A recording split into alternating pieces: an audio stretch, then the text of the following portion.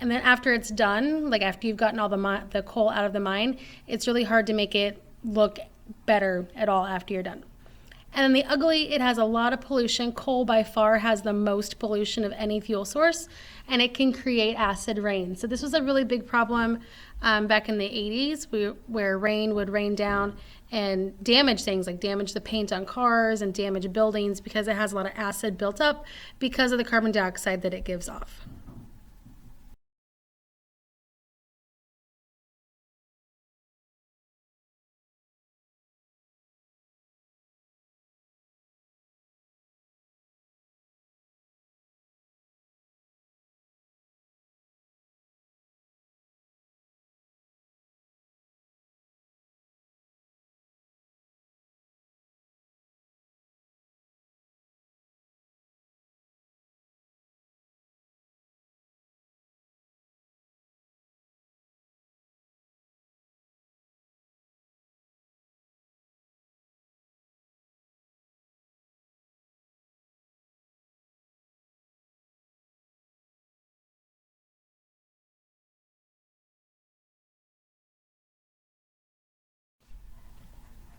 So our second energy source is oil, or it's also sometimes called petroleum.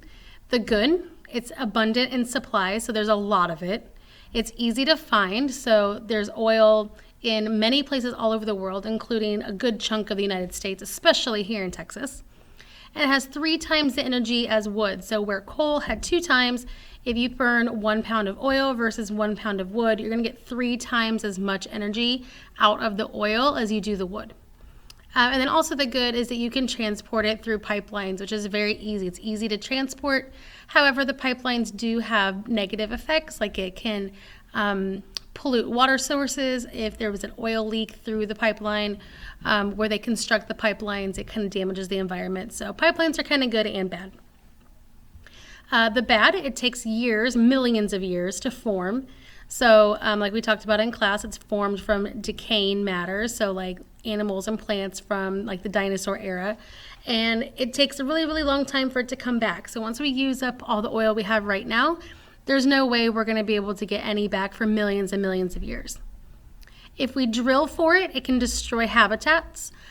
So a lot of people, there's a lot of controversy over drilling for oil, especially in national parks or in forests, or there is sometimes oil under the ground, like in the ocean. And so sometimes they'll have drilling platforms out in the middle of the ocean to get the oil from there. But if there is a leak or an issue with those platforms, then the oil can spill into the water. And it has several times in the past, and it causes a big problem. And then lastly, for the bad, it will run out. So we will eventually use up all the oil, and then we'll have to wait for millions and millions of years for it to come back. The ugly, it pollutes a lot. So the smoke that you see out of the tailpipe of your car when you're driving, that is pollution that goes up into the atmosphere. And then also, like I've said, with pipelines and drilling sites, there can be environmental risk when it's spilled. So it can either spill at the place where it's being drilled, so in the forest or offshore. It can also be spilled when it's being transported, either through the pipeline or through trucks. Or back in the 80s, there was a really big oil spill when there was a ship that had a lot of oil on it that crashed off the coast of Alaska and caused a lot of problems. Natural gas can be found underground. It's normally in gaseous form, but it can be pressurized to make a liquid, which makes it easier to move around. So the good, it has an abundant supply. So again, there's lots of it. It's easy to find, so it's usually found in similar areas to where oil or petroleum is found. It burns clean, so of all of the fossil fuels, this one has the least amount of pollution that's given off when it's burned. It also has 3 times the energy of wood, so you get a lot of energy out of a small amount.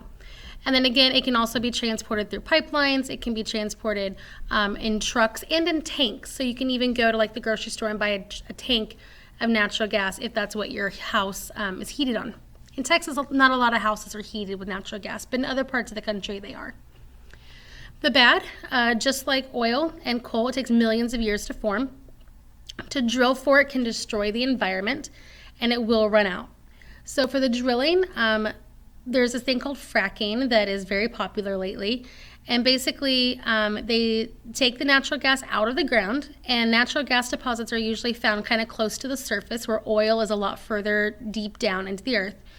And if we were to just leave those pockets open, like we take the natural gas out, and if we just left them open, then the surface of the earth could collapse. Like if there's anything on top of it, it can make a sinkhole. So what they do is they squirt a bunch of water and different chemicals into the ground to take up that space. There's a lot of controversy over that as well, because sometimes when that water goes back into the ground, it can cause faults in the ground to become slippery, and it can be the result can be earthquakes. So a lot of the earthquakes that have occurred in Oklahoma and Texas over the last few years, a lot of people believe that they are caused by fracking, which is part of the process of getting natural gas out of the ground. And then the ugly is that it does produce some pollution, but again, not nearly as much pollution as oil or coal.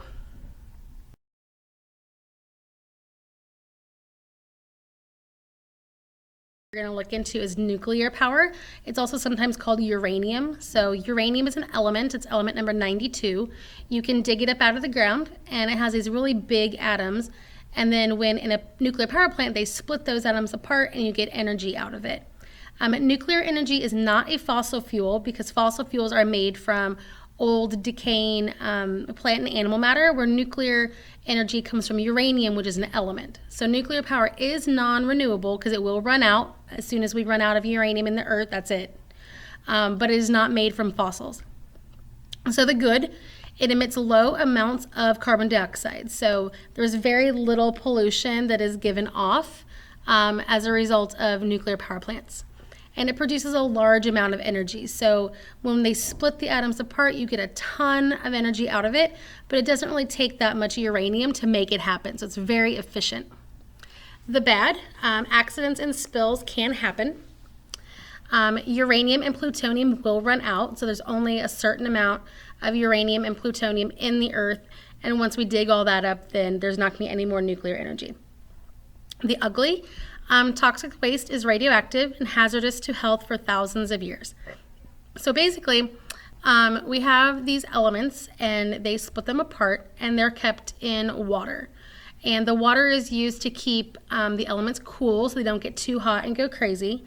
And then that water, after a while, has to be disposed. It has to be thrown away somehow. And there's very, very, very careful, a lot of rules that you have to follow to dispose of this waste. But what can happen is there can be a leak, or what happened in 2011, there was an earthquake in Japan, and there was a nuclear power plant very close to where the earthquake happened. And so what happened is that the nuclear power plant had a bunch of issues when it got shooken by the earthquake. Parts of it broke, and a lot of the nuclear radioactive waste escaped. And so when that happens, it can be hazardous to your health for thousands of years.